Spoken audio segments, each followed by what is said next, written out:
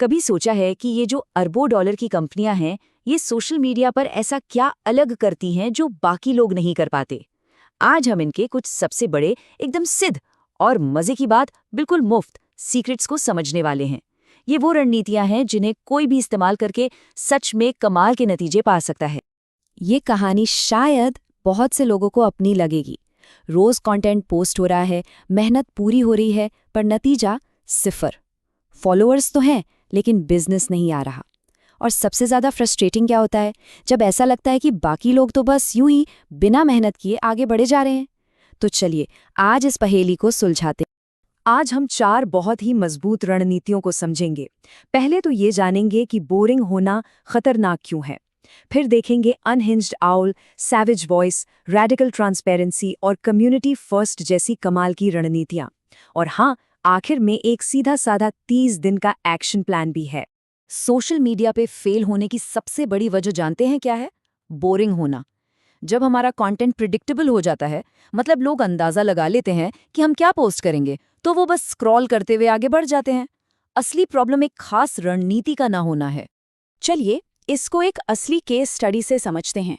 2021 से पहले की बात है।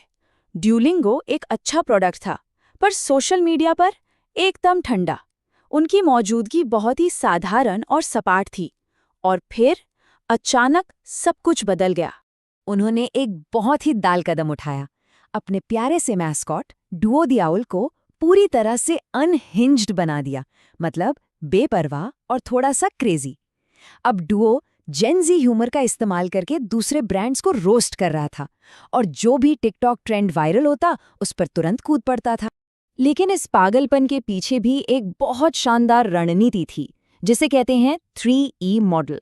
ये मॉडल 3 पिलर्स पर खड़ा है: एजुकेट यानी सिखाना, एंटरटेन यानी मनोरंजन करना, और इंगेज यानी लोगों से जुड़ना। और उनकी कामयाबी का राज यहीं छिपा है। उन्होंने अपने कंटेंट को बहुत सही तरीके से बांटा। 60% कंटेंट था भाषा सिखाने वाली यूजफुल टिप्स यानी एजुकेट, 30% था मैस्कॉट की कॉमेडी और मीम्स यानी एंटरटेन, और 10% में वो यूजर्स के कंटेंट को फीचर करते थे, मतलब एंगेज। इसी परफेक्ट बैलेंस ने जादू कर दिया।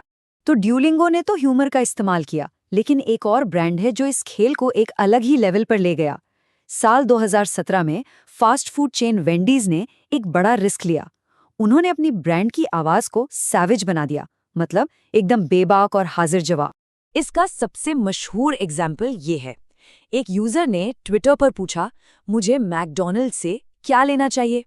वेंडीज ने जवाब दिया, सबसे नजदीकी वेंडीज का रास्ता। बस इस एक ट्वीट ने उनकी पूरी रणनीति दुनिया को समझा दी। अब देखिए, ये सब कुछ हवा में नहीं हो रहा था। वेंडीज ने एक प्रॉपर फ्रेमवर्क का इस्तेमाल किया, जिसे ब्रांड पर्सनैलिटी मैट्रिक्स कहते हैं। उन्होंने बाकायदा बैठकर अपनी आवाज तय की। टोन कैसा होगा? व्यंग्यात्मक और हाजिर जवाब। वॉइस एकदम कैजुअल और मजेदार। वैल्यूज क्या होंगी? कॉम्पिटिटर्स को रोस्ट करना। और सबसे जरूरी बाउंड्री क्या होगी? अपने कस्टमर्स पर कभी कोई मजाक नहीं करना। एक मजबूत आवाज से अब चलते हैं एक मजबूत विश्वास की ओर। हमारी अगली केस स्टडी बफर ने भरोसा बनाने के लिए एक बिल्कुल अलग और कह सकते हैं कि एक कट्टरपंथी रास्ता अपनाया। वो है पूरी पारदर्शिता का। साल 2013 में बफर ने कुछ ऐसा किया जो उस समय कोई सोच भी नहीं सकता था। जहां बाकी कंपनियां सिर्फ अपनी जीत का ढिंडोरा पीटती हैं, बफर ने सब कुछ पब्लिक कर दिया। हर एक कर्मचारी की सैलरी, कंपनी के रेवेन्यू के आंकड़े, और यहां तक कि अपने फेल एक्सपेरिमेंट्स और मुश्किलों को भी। और नतीजा? ये एक गेम चेंजर था। डेटा ने ये दिखाया कि इस तरह के असली प्रामाणिक कंटेंट को परफेक्ट दिखने वाले कंटेंट के मुकाबले 2.8 गुना ज्यादा शेयर मिलते हैं। इससे एक बात साफ हो गई, परफेक्शन नहीं, असलियत बिकती है।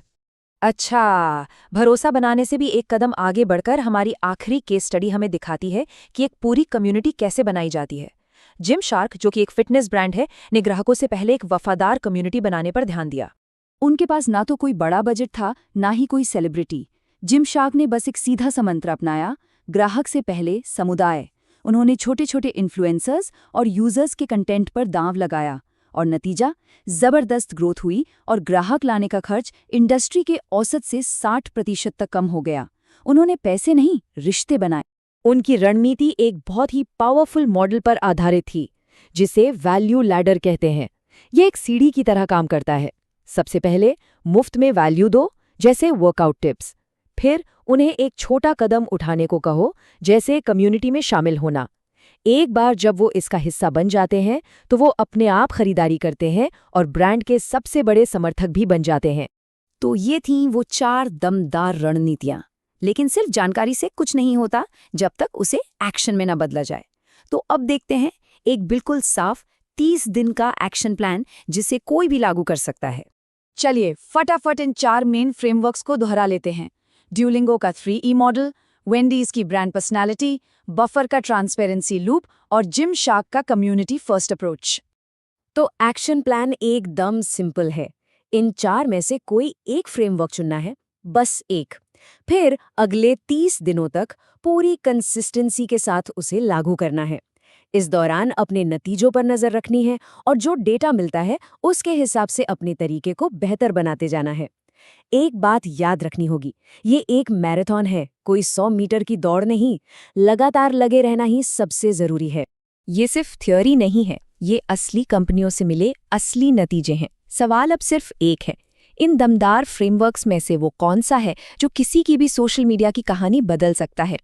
अब समय है चुनने का और एक्शन लेने का।